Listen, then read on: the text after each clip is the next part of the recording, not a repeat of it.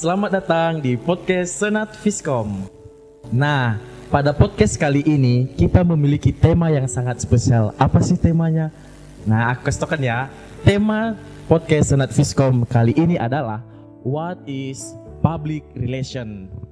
Nah, karena temanya spesial, tentu juga tamu atau narasumber yang kita undang merupakan narasumber yang sangat spesial.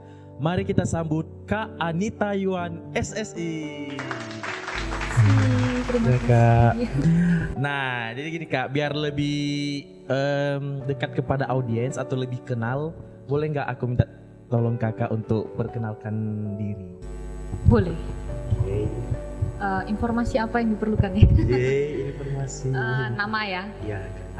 Halo semuanya. Nama saya Anita Yuan. Kalian bisa panggil Kak Yuan, kalian bisa panggil Mbak Yuan. Ada yang udah manggil Ibu Yuan juga. Tapi yang terserah, yang penting sopan. Apalagi asal saya dari Kepulauan Riau, dari Kepulauan Natuna. Lama tinggal di sana, tapi sekarang sudah nggak di Kepulauan Riau, sudah tidak di Kepulauan Natuna lagi, tapi masih di provinsi yang sama. Oh, iya. Kegiatan sehari-harinya Kak? Saya kayak. Oke. Kalau untuk saat ini, puji Tuhan karena saya sudah lulus dengan studi lanjut saya baru bulan lalu.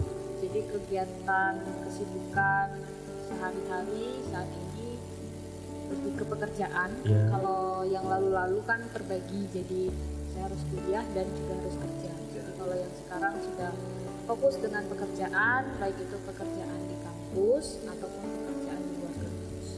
Oh, terima kasih perkenalannya Kak. Nah, kita udah kenal ya. Jadi narasumber kita kali ini namanya Kak Anita Yuan. Dia berasal dari Pulau Natuna. Nah, langsung saja kita masuk ke topik pembahasan kita. Nah gini Kak, audiens kita ini bertanya-tanya nih, apa sih itu public relation? Boleh nggak Kakak memberikan penjelasan sedikit tentang public relation? Oke. Public relation kalau menurut artinya kata Google itu adalah hubungan masyarakat, dan kalau definisinya itu apa ya, kegiatan yang dilakukan berhubungan dengan masyarakat yang membentuk satu opini yang baik dan itu saling menguntungkan antara kedua belah pihak. Itu menurut definisi menurut yang ada di sumber internet. Aku sendiri juga kalau ditanya public relation yang dimaksud secara harafiah yang benar itu apa, juga tidak belajar tentang itu karena public relation sendiri itu sebenarnya punya bidangnya tersendiri tentang public relation. Kan kerjaan kan juga ada yang jadi public relation.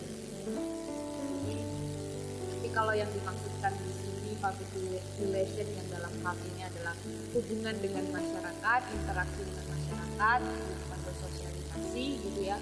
Ya menurutku public relation itu adalah hubungan antara kita sebagai pihak pertama dan masyarakat sebagai pihak kedua, yang mana itu harus membangun citra yang baik dan bukan. Kalau misalnya nih ada audiens yang berpikir gini Kak, berarti public relation itu bisa jadi tergantung dari dalam diri sendiri ya. Apakah kita mau mempunyai relasi lebih lagi atau tidak?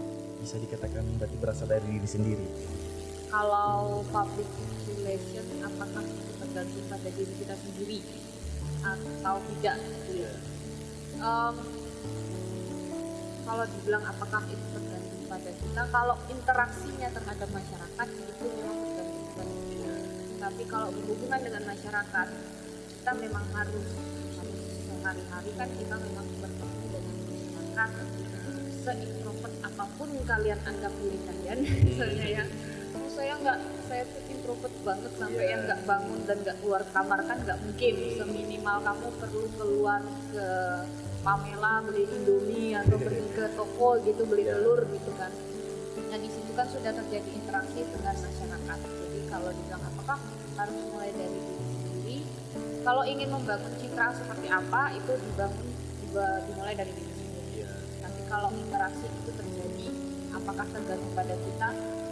Ya kita suka nggak suka, tetap pasti kita akan melakukan interaksi. Iya. Oke, terima kasih Kak. Berarti bisa dikatakan public relation ini sangat penting dalam kehidupan sehari-hari. Ya, sangat penting karena itu memang terjadi. Ya. Tapi untuk membangun citranya antara baik, kamu mau bangun citra yang seperti apa di masyarakat, itu tergantung kepada orang-orangnya. Kembali ke orangnya, dia mau membangun citra yang baik atau enggak. Tapi kalau kita balik lagi ke balik ke kepentingan hidup kita, tentu kita mau punya citra yang baik. Iya. Oke. Jadi kita udah tahu ya teman-teman bahwa public relation itu sangat penting dalam kehidupan kita sehari-hari. Jadi Kak, ada juga nih yang bertanya, public relation. Nah, caranya agar kita memiliki relasi yang baik di masyarakat ataupun dimanapun kita berada, bagaimana caranya agar kita memiliki relasi yang baik tersebut? Oh ya, tentu masyarakat seperti A, seperti B itu bisa beda-beda ya. Iya. Kita tergantung dengan budayanya, ya kan. Kayak misalnya mungkin kalau ada tempat yang masih kental sekali dengan adat misalnya. Jadi kita sebagai masyarakat harus juga menghargai adat. Iya. Ada juga tempat yang mungkin adatnya sudah tidak terlalu kental, sudah sangat modern. Jadi hidup lebih modern itu akan lebih nyaman di tengah masyarakatnya. Jadi itu kan kembali lagi kepada kita berada di masyarakat yang seperti apa. Yeah. Jadi bagaimana supaya kita bisa membangun hubungan yang baik itu. Yang pertama kita harus mengerti kita sedang berada di masyarakat yang seperti apa. Kita harus mengerti kita posisinya apa. Dan ketika kita sudah tahu, kita bisa beradaptasi dengan masyarakat itu, dengan hubungan yang ada di tengah-tengahnya. Kalau kita sebagai mahasiswa, ya kita bersikaplah sebagai seorang mahasiswa. Kalau kita sebagai bagian dari masyarakat, misalnya sebagai seorang di rumah tangga, kita bersikaplah sebagai ibu rumah tangga. Jadi menurutku bagaimana caranya? Pertama kita harus tahu dulu kita sudah berada di masyarakat seperti apa, dan kita juga harus mau beradaptasi dan harus mau lebih rendah hati karena kita berada dengan masyarakat yang kalau ceritanya itu masyarakat yang bukan asli kita lahir di sana, kita harus mau rendah hati ikut dengan apa yang berlaku di sana. Oke, jadi kita udah dengar teman-teman bahwa ketika kita ingin memiliki relasi yang baik, kita harus mampu untuk menyesuaikan diri ataupun beradaptasi di lingkungan di mana kita berada. Nah, yang selanjutnya Kak, kita kan relasinya nggak mungkin di lingkup itu saja. Tentu kita juga ingin mempunyai relasi eksternal atau di lingkungan luar. Bagaimana atau apa yang harus kita lakukan agar memiliki relasi eksternal di luar dari yang kita miliki? Kalau yang kamu maksud relasi eksternal Iya. adalah sesuatu yang beda dengan yang biasa kita dapatkan. Iya. Dan alias berarti kita harus keluar dari zona aman. Dan bagaimana supaya kita bisa mempunyai itu? Langkah pertama ya harus keluar dulu. Keluar, cari komunitas, cari lingkungan yang beda, yang kita anggap beda itu. Dan ya jawabannya sih yang pertama pasti harus keluar. Keluar. Kalau kita mau tertanam di dalam komunitas itu, tertanam di dalam lingkungan itu, ya kita harus aktif di sana. Sekarang coba aku tanya sama Tony, apa lingkungan yang menurut Tony itu beda dari zona amannya?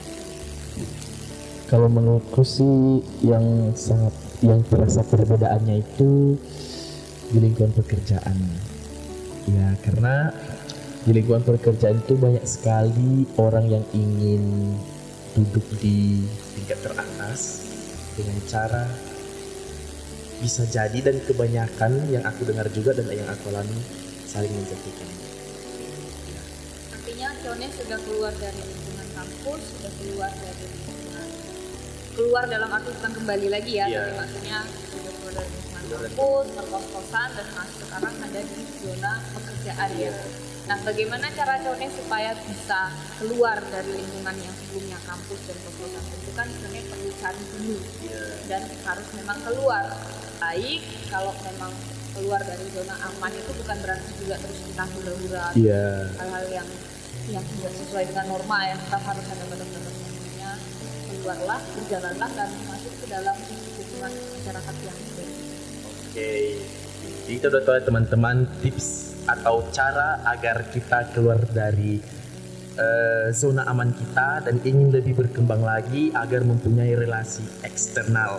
Nah, yang selanjutnya Kak, aku seorang yang ketika tidak diajak ya tidak mau. Jadi aku tuh lingkungannya internal aja, nggak ada eksternal. Apa dampak ketika kita tidak memiliki relasi eksternal? Dampaknya nanti kita punya mental seperti misalkan di dalam tempurung. Dengar ya. Nah, di dalam tempurung itu ya dia hanya berputar di dalam tempurung itu saja, alias di dalam lingkungan itu saja. Dampak yang lain ya kita jadi nggak tahu apa yang terjadi di luar sana. Kalau kita hanya ada di dalam lingkungan kita saja, dan kita jadi merasa saya sendiri belum terlalu mengalami contohnya orang yang berkutat di dalam yang dia suka ada di dalam kenalnya saja gitu. Akibatnya yang saya lihat itu adalah kadang menjadi lebih lebih sulit untuk menerima masukan baru. Jadi lebih karena sangat sudah berpatokan dengan apa yang ada di dalam, dan selama di dalam kan ya pasti aman-aman saja, tidak ada resiko. Selama kita berdiam di satu tempat itu aja kan resiko untuk tersandung batu itu lebih kecil gitu ya. Jadi apa yang mungkin masukan dari luar juga akan lebih mental gitu, karena dia punya pegangan sendiri. Walaupun dengan punya nilai pegangan sendiri itu penting juga, tapi kalau bicara soal hubungan dengan luar, kita juga harus tahu perkembangan apa yang ada di luar dan mau menerima perkembangan itu, supaya kita tidak terlalu jadi orang yang eksklusif dan merasa dirinya yang paling benar. Oke Kak, jadi aku sudah kepikiran nih, ketika menjadi seorang mahasiswa, berarti lingkungan eksternal kita itu bisa dikatakan sebuah organisasi ya. Penting nggak untuk mahasiswa sebuah organisasi? Menurutku itu sangat penting. Jadi gini Kak, ada sebuah pernyataan yang aku dengarkan. Seorang mahasiswa yang pintar dan IP-nya tinggi, sudah pasti dia akan bekerja di lingkungan kampus itu sendiri, atau bisa dikatakan menjadi seorang dosen di kampus itu.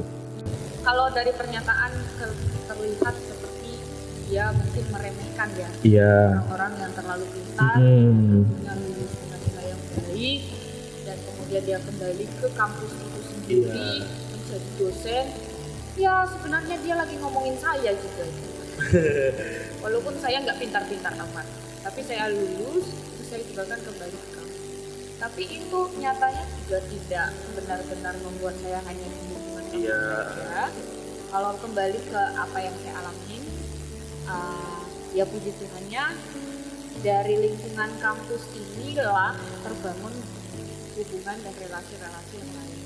Kita nggak bisa tiba-tiba ada kayak magic gitu, tiba-tiba ada di lingkungan pecinta alam. Lingkungan pecinta alam kan ada latar belakangnya juga belakang.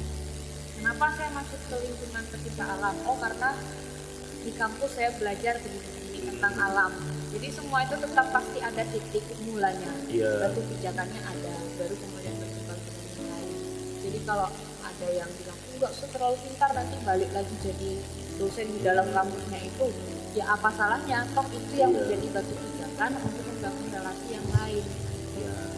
Ya aku juga sempat nggak suka sih dengan pernyataan itu, soalnya aku tuh sering nonton jadi maksudku orang seakan-akan orang yang upload itu juga orang yang malas belajar. Nah itu aku pemikirannya gitu kemarin. Nah jadi ya guys ya, kita itu harus lebih bijak lagi dalam menanggapi setiap pernyataan yang ada di medsos. Ya Kak. Nah berarti bisa dikatakan bahwa kita sebagai mahasiswa kita itu harus mempunyai keselarasan antara relasi, organisasi maupun tugas sebagai mahasiswa. Ya. Mungkin ini menjadi pertanyaan yang terakhir sih. Kami atau para audiens kita ingin tahu sih apa saja pengalaman kakak, pengalaman baik maupun pengalaman yang tidak baik selama ini dalam hal relasi atau dalam hal organisasi atau di pekerjaan. Atau hal hubungan dengan orang lain gitu ya. Kalau pengalaman mungkin mulai dari pengalaman yang nggak baik, nggak enak sih, bukan nggak baik sih, tapi ke nggak enak.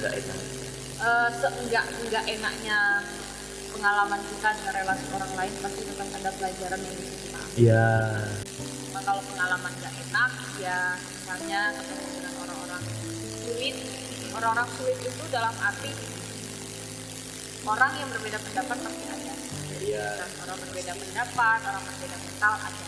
Tapi yang akan lebih sulit kalau orang-orang yang berbeda pendapat seperti kita ini keras banget, nggak mau nerima, nggak mau saling bertukar pikiran. Itu yang aku maksud sulit, tidak mau saling bertukar pikiran, tidak mau menyampaikan apa yang ada di dalam pikirannya, bisa menyampaikan pikiran kita sendiri, tidak ada komunikasi di antara dua itu. Nah itu yang aku maksud dengan orang-orang sulit. Bagiku ketemu sama orang-orang yang berbeda pendapat, it's fine, nggak masalah. Itu kita bisa menyampaikan apa yang menjadi pendapat kita, apa yang menjadi pendapat kita, apa yang kita tidak suka dari dia, apa yang kita suka dari dia, maksudnya ya.